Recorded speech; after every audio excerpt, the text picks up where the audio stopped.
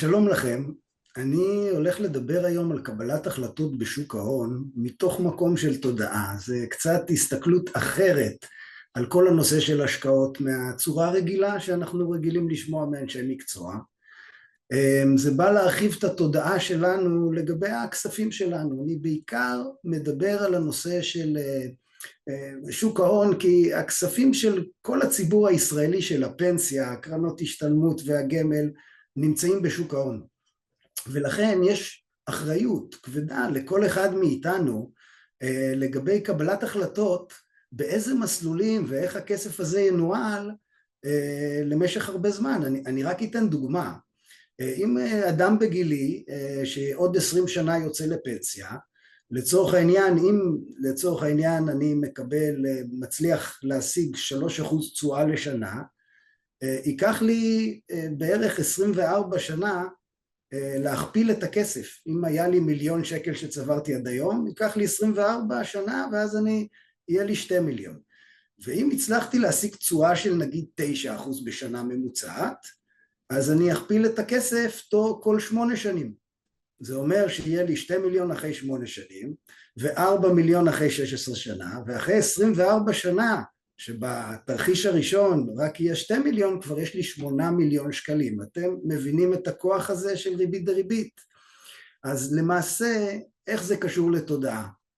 אני לא הולך ללמד אתכם כרגע כלכלה והחלטות כלכליות, גם ככה יש כל כך הרבה מומחים, וגם המומחים חלוקים בדעותיהם, אבל מה שבטוח לכל אחד מאיתנו יש אינטואיציה, ויש דרך להסתכל על התודעה ומה שקורה מסביבו. אני אתן דוגמה. לצורך העניין יש לנו יכולת להחליף בין מסלולים. מסלולים מאוד סולידיים מפקדונות, דרך מסלולים כלליים שהם מאוד מאוזנים ומפוזרים, עד למסלולי מניות בארץ ובחול שיכולים להשיג תשואות גבוהות. איך נדע באיזה מסלול להיות, והאם בעצם אפשר לבוא ולהחליף בין מסלולים בתקופות שונות?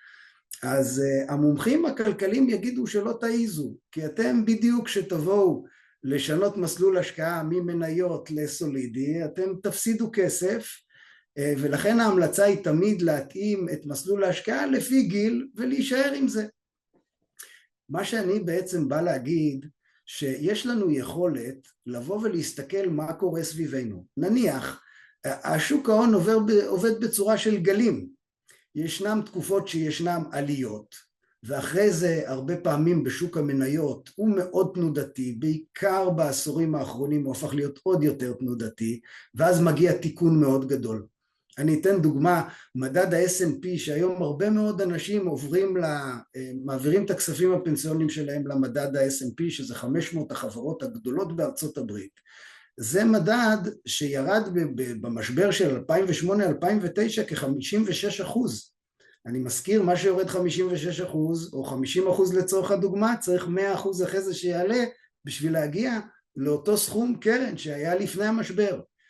לכן היום שאנחנו מסתכלים, הרבה מאוד אנשים נכנסים ל-S&P, מכיוון שאנחנו נמצאים בגל של כמה שנים טובות שהמדד עלה ועשה תוצאות פנטסטיות. ואני אומר, כשכולם מסביבכם, גם אנשים שלא מבינים, מתחילים לדבר איתכם על להיכנס למדדי מניות ולהגדיל סיכון, כנראה שבדרך כלל זה בדיוק הזמן לצאת. וכשכולם מאוד מפחדים בשיא המשבר, אף אחד לא משקיע במניות. העסק הזה הוא פסיכולוגי. דניאל קנמן, זוכה פרס נובל לכלכלה התנהגותית בשנת 2002, יהודי ישראלי אמריקאי, שבעצם הוא הוכיח שהאדם הרציונלי מקבל החלטות לא רציונליות בשוק ההון. והרבה פעמים כאשר אנחנו פועלים, אם זה בשיא המשבר ואנחנו רואים שהכסף שלנו נשחק בעשרות אחוזים, מהפחד ומהייאוש ומהכתבות הכלכליות, הכותרות האדומות, אנחנו מוכרים ומקבעים את ההפסד שלנו הרבה פעמים בשיא המשבר.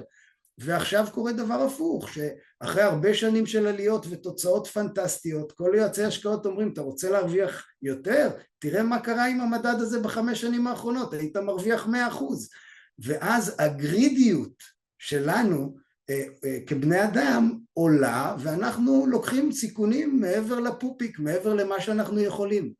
ולכן קבלת החלטות בשוק ההון מתוך מצב של תודעה, אני אומר, מי שמתחבר לעצמו, בלי להבין שום דבר בעולם הכלכלי, ורואה מה קורה בסביבה שלו, ומה קורה בעיתונות הכלכלית, ומה אומרים מסביב, והרבה פעמים יעשה הפוך.